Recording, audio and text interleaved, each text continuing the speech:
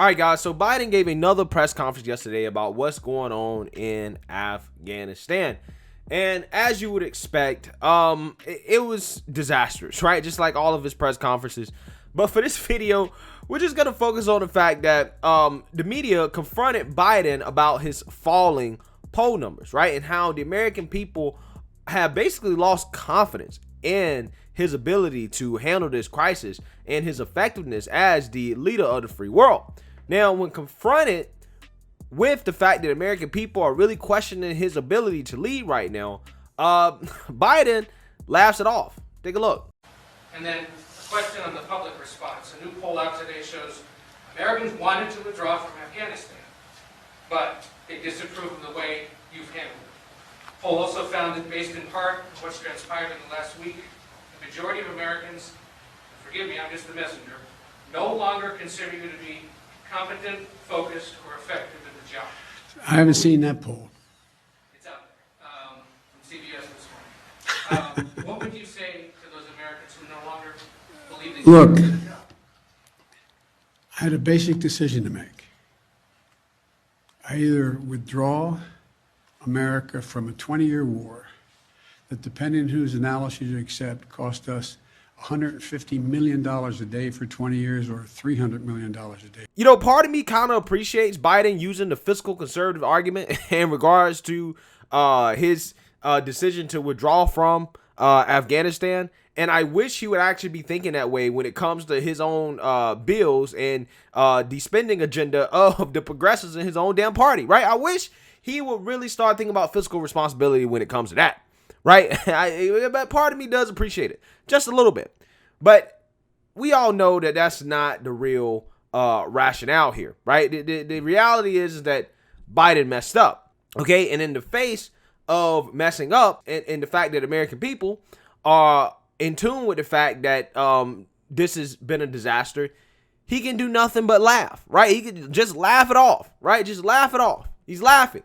Again, as we have a disaster going on, right? In multiple levels of this country, right? Not just Afghanistan. You got to remember, we have a border crisis. We have an inflation crisis. There ain't nothing to be laughing about, man. There's nothing to be laughing about right now. Even though I must say I do laugh quite a bit, but I am not the commander-in-chief or the leader of the free world that is residing over this crisis, okay? So we're not the same, right? Not the same situation as Biden, okay? Now, he's not the only person that's laughing. Kamala Harris is also laughing as well, as she was giggling when asked about what's going on in Afghanistan. Take a look. What's your response to reports of Americans? Hold on. Slow down, everybody. I want to talk about two things. First, Afghanistan.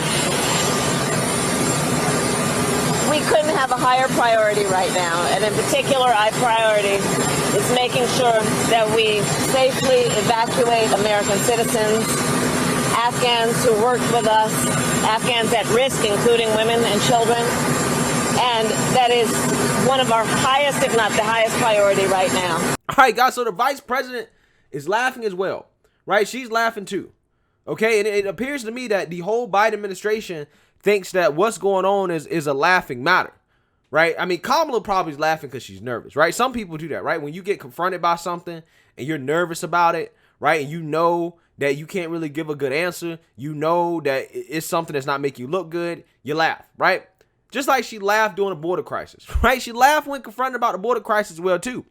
But she also snapped when she was pushed on it, right? And luckily for Kamala, she hasn't really been pushed on this issue as much as Biden's been pushed on this issue. And you've seen Biden snap when being pushed on this issue, right? You know, specifically when they was talking about the Afghans falling off of the plane, right? Trying to get away.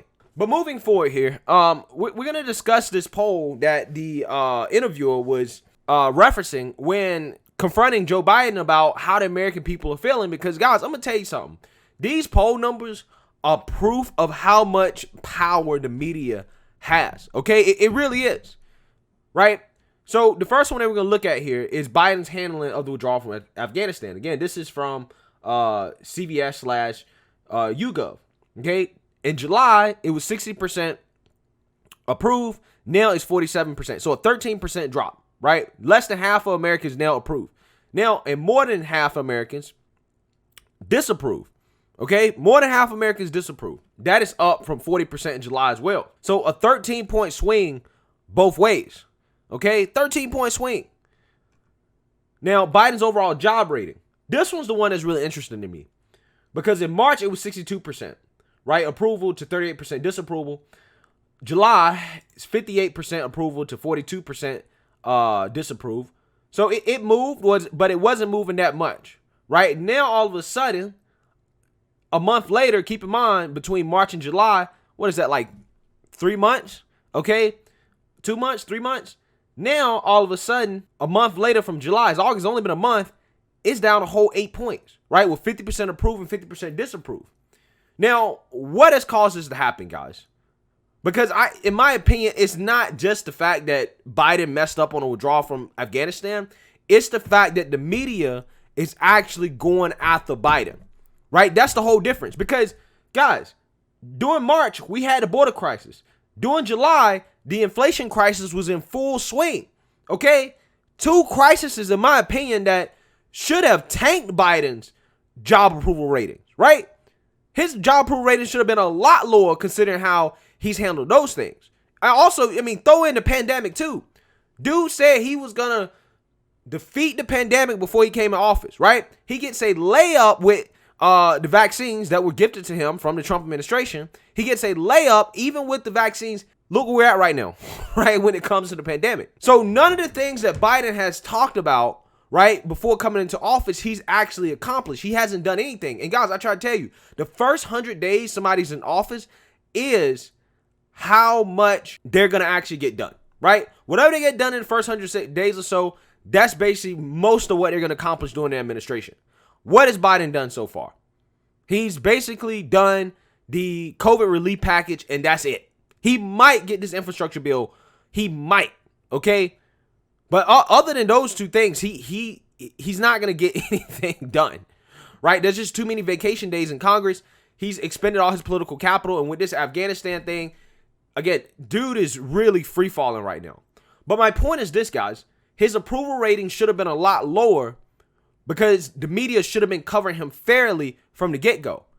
His approval rating was only this high because the media was not actually covering him fairly. Now, all of a sudden, the media is covering him fairly. Now, his approval rating drops.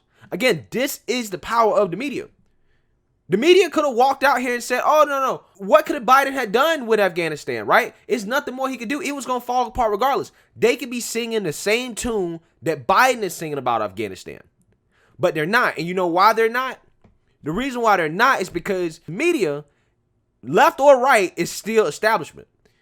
Guys, there is a uniparty in this country, right? There are a certain set of policies that the establishment, whether you're Democrat or Republican, they all agree with, right? And for the most part, generally speaking, the establishment wants to stay in Afghanistan. And because of that, the media, low-key, wants us to stay in Afghanistan. So, because Biden withdrew, and he did it in such a reckless way, which means that he basically went against the establishment on this, right, in terms of withdrawing, that opened up the establishment media to go after him. Because up until now, Biden wasn't doing anything that was against the establishment, right? He wasn't doing anything that the establishment didn't approve of.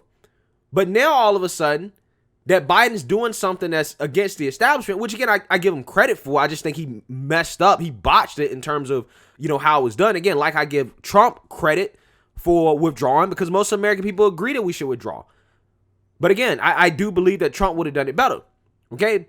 But regardless, what I'm saying is that the media saw this as an opportunity to go after Biden because he went against the establishment, and they did. I mean, the media's critiques are legit, right? They're 100% legit. Okay? They weren't legit before because they weren't critiquing him at all. But like I said, now that you see that, his approval rating's dropping because the media is actually covering it fairly. That's the power of the media, guys. And this is why it's so important to have alternative media to speak out about this stuff, because you got to understand what the hell is going on, right? It's not black and white. So we got another one here on Biden's actions as president. Less than half of Americans feel that he's confident, focused, or effective enough to do the job. Now, again, that's all down from April, right? Now people are like, this dude is not even competent enough to do this job, right? He's not focused or effective. Again, how is it that American people are just starting to see this when this is something I've been talking about since the day he got in office, right? Since the immigration crisis, since inflation, since everything that's been going on in the Biden administration, I've been talking about this. Now, all of a sudden, American people are seeing it. Why? Media coverage. Now, this poll right here, in regards to the shift among independents, is really, really, really important, right? This is from CBS. And the reason why is because independents decide elections, guys, right? Elections comes down to independents. This talks about Biden approval rating, in which they have it at 46%, down from 61% in April, right? That's huge. That's a steep drop, right? On the economy, 45% approval, down from 60% in April. COVID-19, 52%, down from 81%. So again, that big promise that he made about how he's going to do so much better than Trump on COVID, don't look like it right now. And then this is probably the most important one when it comes to the GOP, is congressional preference, right? In April, it was Dems plus 14. Now, it is Republicans plus 1, okay? It is Republicans plus 1. So, guys, basically, it's not even 2022 yet. And now the public opinion has shifted to the GOP may now be favored in the midterm elections come 2022. And I'm going to tell you guys, this is early. There's going to be more scandals. There's going to be more things that Biden's going to mess up on that's going to come out. It is early. If the GOP cannot win the majority in 2022, Mitch McConnell got to go. Kevin McCarthy got to go, right? They probably still need to go regardless, but you guys know what I'm saying. They both got to go. Because the only way that they don't win is if they are just unbelievably incompetent, right? 2022, the Democrats are handing the GOP 2022 on a platter, on a silver platter, right? I mean, you got Republicans out here calling for Biden to resign. Y'all don't necessarily need to do to resign. You don't really need that because, again, he's not going to do anything else, right? Maybe the infrastructure thing, but he's not doing anything else until at least after 2022. And all y'all got to do is win in 2022, and he effectively is done. His whole presidency is done. And that is the way things are going. And if they cannot win, again, it just shows that this whole party is just incompetent if they can't beat Biden at this point. The Democrat Party is on the ropes, okay? And again, it took the media to actually cover Biden fairly to actually get to this point, but they're on the ropes. So with that being said, again, it's not looking good for the Democrats. We will see if the GOP can actually execute on this, okay? All they got to do is just stop talking, right? Don't say anything, which is what I've been advocating for them to do for a long time, right? Just let the Democrats mess up. They always do, every single time, and this is one of those situations. So let me know what you guys think. Make sure you like, comment, and subscribe. Most importantly, share a Black conservative perspective. Peace.